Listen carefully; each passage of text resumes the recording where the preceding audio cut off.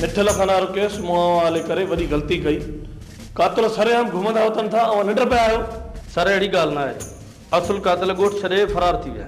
खणी जो उन्हनि पंहिंजा ॿार कढी छॾिया आहिनि त खानू ऐं अथर वारा उते घुमंदा रहनि था।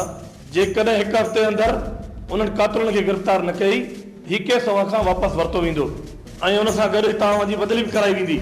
सर मां पंहिंजे तरफ़ां पूरी कोशिशि पियो कयां। कोशिशि न, मूंखे रिज़ल्ट घुरिजे। हिकु हफ़्ते जी मोहलत अथई, जेको करिणो थी करे वठ। ओके सर, हफ़्ते अंदरि कातिल मुंहिंजे साम्हूं हूंदा। जेकॾहिं कातिल गिरफ़्तार न कई, पंहिंजो ट्रांसफर ऑर्डर हितां ई खणिजांइ। जी सर। घणो बर्दाश्त करे चुको आहियां, वधीक सबुर हाणे मूंखां न थींदो। 2 ॾींहंनि जी मोहलत ॾियां थो, 2 ॾींहंनि जी। जेकॾहिं 2 ॾींहंनि जे अंदरि समूरा कागज़ सही थियल न हूंदा त हवेली में कब्र खोटे दफ़न करे छॾींदोसां ऐं कंहिंखे ख़बर बि न पवंदी। कुछ भी थी पवे, पर मां इन्हनि कागज़नि ते सही न कंदसि। छा सही न कंदी?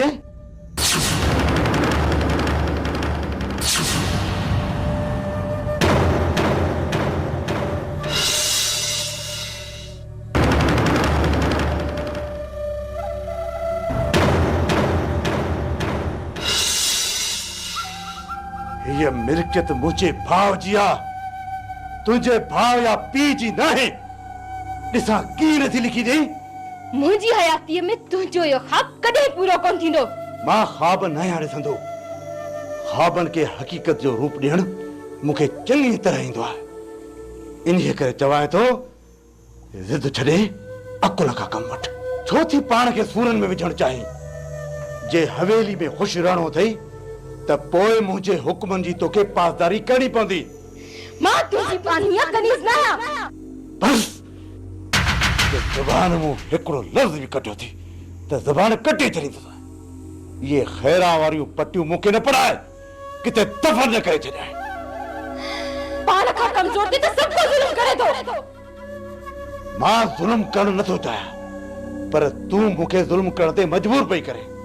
थोरो सोच, जॾहिं मां मिल्कियत जे करे पंहिंजे सॻे भाउ खे बख़्श न कयो त तव्हांखे ईअं कीअं छॾे ॾींदुसि? मुंहिंजे अज़ाब खां बचणु चाहीं थी त बग़ैर कुछण जे इहे कागज़ सही करे ॾे, न त ॿी सूरत में इहा क़यामत रोज़ तुंहिंजे मथां किरंदी रहंदी। मां मौत खे त क़बूले सघां थी, पर कागज़नि ते सही कॾहिं कोन कंदसि। 2 ॾींहंनि जी मोहलत ॾेई चुको आहियां। 2 ॾींहंनि खां पोइ मुंहिंजे कहर जो पहिरियों नमूनो ॾिसजांइ। तूं मूंखे ख़ौफ़ज़दा नथो करे सघीं मूसा ख़ान। तूं त हिकु ख़ूबसूरत हसीन ज़िंदगी आहीं। मूसा ख़ान खां त मौत बि ख़ौफ़ करे भरी वियो, पोइ तुंहिंजी छा मजाल आहे जो मूसा ख़ान जे साम्हूं अची ऐं ख़ौफ़ज़दा न थी? तोखे ख़ौफ़ जो नमूनो 2 ॾींहंनि खां पोइ ॾेखारींदुसि। इहो तोसां मूसा ख़ान जो वाइदो आहे। वाइदो।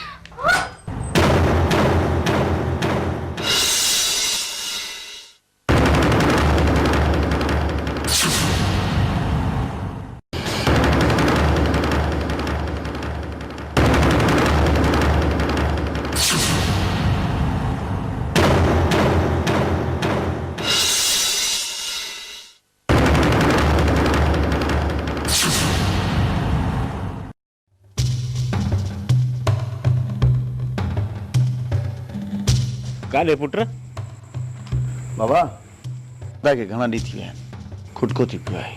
का ज़रूरत कोन्हे तुंहिंजी वञण जी, पाणे मोटी ईंदो।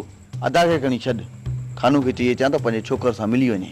हा पुत्र, इहो त मां बि पियो सोचां थो त नंढड़ो ख़ालिद पंहिंजे पीउ खे ॾाढो यादि पियो थो करे। इन करे वञा थो त खानू खे वठी अचां ऐं छोकिरे सां मिली वञे, दिलासो ॾेई वञे किथे पीउ खे यादि करे करे बीमार न थी पए। घर खे ख़ाली न छॾे वञ पुत्र, आचर अचे त पोइ तूं भली हलियो वञजांइ। घर खाली किथे आहे बाबा? तूं जो वेठो आहीं।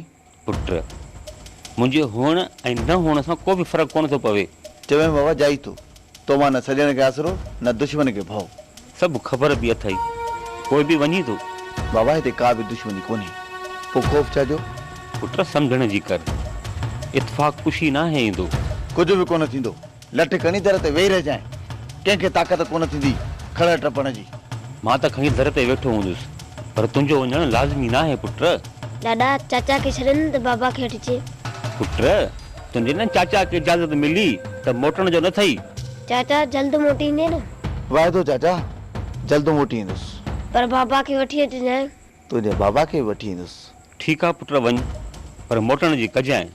कोड़ो माण्हू बि ॿार मिसल हूंदो आहे। सम्झां थो बाबा, सम्झां थो त घर में ॿई मासूम छॾियूं थो वञा। चाचा बाबा खे कीअं बि करे वठी अचिजांइ।